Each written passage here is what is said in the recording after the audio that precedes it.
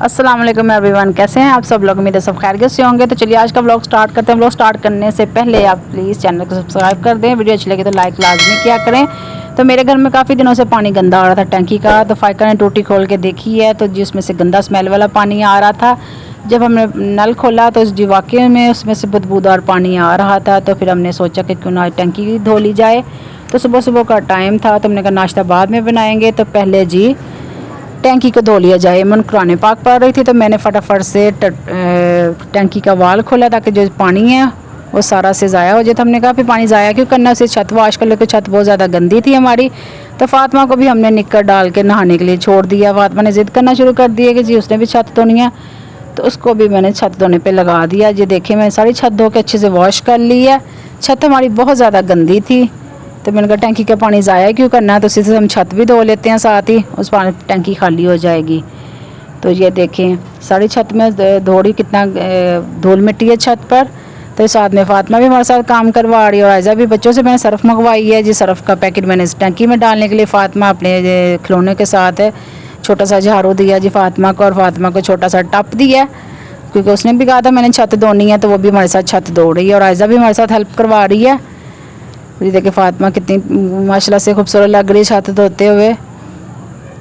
फातिमा सारे काम घर के मेरे साथ ना मिलके करती है, क्योंकि घर में से बाकी बच्चे स्कूल चले जाते तो फातिमा सिर्फ घर पर होती है। तो फातिमा काम करवाती है मेरे साथ, कभी बर्तन इकट्ठे करके लाती है तो कभी झाड़ू देती है।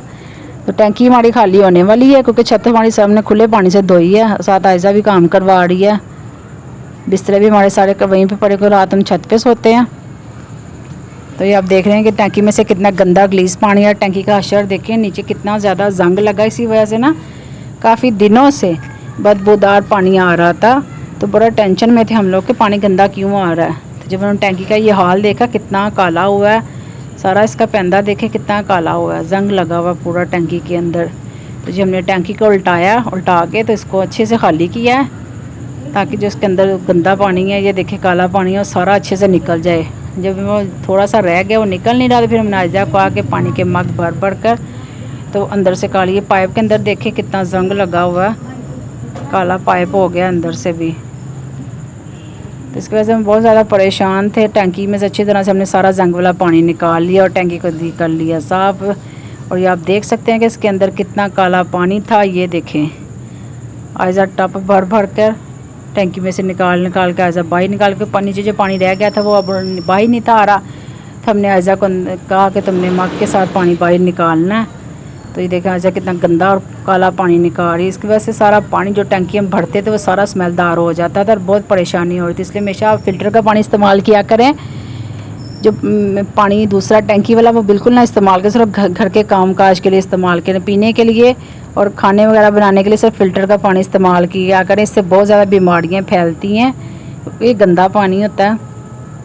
तो ये बिल्कुल भी इस्तेमाल ना किया करें। हमेशा फ़िल्टर का पानी लाएं, उसी से खाना बनाएं, वही खाने पीने की चीज़ों में भी इस्तेमाल करें और पीने के लिए भी फ़िल्टर का पानी इस्तेमाल किया करें।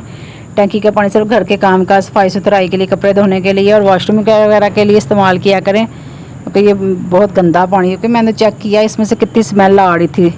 हमने 3 साल पहले भी टैंकी साफ़ करवाई थी, लेकिन इस दफ़ा से हमने खुद ही साफ़ कर ली, हमने बाहर से नहीं करवाई। क्योंकि वहाँ देखें तो बहुत जंग लगा, पूरी छत पे जंग आलूद हो गई है। इतना इसके अंदर कचरा था और पानी का जंग लग चुका था और काला हो चुका था। तो आप देख सकते हैं कि अगर ये हमारे सेहत हम पी लें या इस खाने में इस्तेमाल करते तो ये हमारे इंसानी सेहत के लिए कितना मुज़र और कितना नुकसानदेह है। तो हमेशा फ़िल्टर का पानी इस्तेमाल करें, मैं तो आपको यही कहूँगी।